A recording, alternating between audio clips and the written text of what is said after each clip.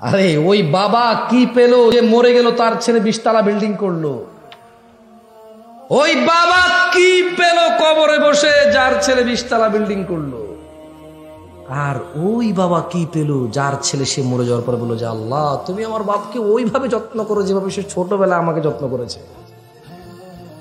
বাবা হিসেবে সিদ্ধান্ত তোমাদের।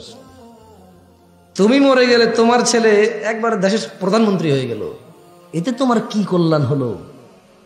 আর একজন মরে গেল, তার ছেলে শুধু বলল আল্লাহ আমার আব্বাকে ক্ষমা করেন, সে কি পেল? সিদ্ধান্ত তোমার। তুমি কি মৃত্যুর পরে চাও তোমার ছেলে বলুক আল্লাহ আব্বাকে ক্ষমা করেন? হেঁটে যেতে বলবে আল্লাহ আব্বা তো এই রাস্তা দিয়ে হেঁটে মসজিদে যেত, আল্লাহ উনি এই ওনার আঙ্গুল ধরে আমি হাঁটছি, ইয়া আল্লাহ আমি খুব নরম ছিলাম, উনি আমাকে এইভাবে হাতের কবজি ধরে হাঁটাইছে মসজিদে নিয়ে আসছে, আল্লাহ এই যে আমি তোমাকে চিনি, উনি কষ্ট করে জীবন যৌবন বিসর্জন দিয়ে অর্থ উপার্জন করে আমাকে মাদ্রাসায় পড়াইছে, আমাকে কোরআন শিখাইছে, আমাকে তোমার সাথে পরিচয় করাইছে, আমাকে তোমার হাবিবের সাথে পরিচয় করাইছে, ইয়া আল্লাহ হালালকে হালাল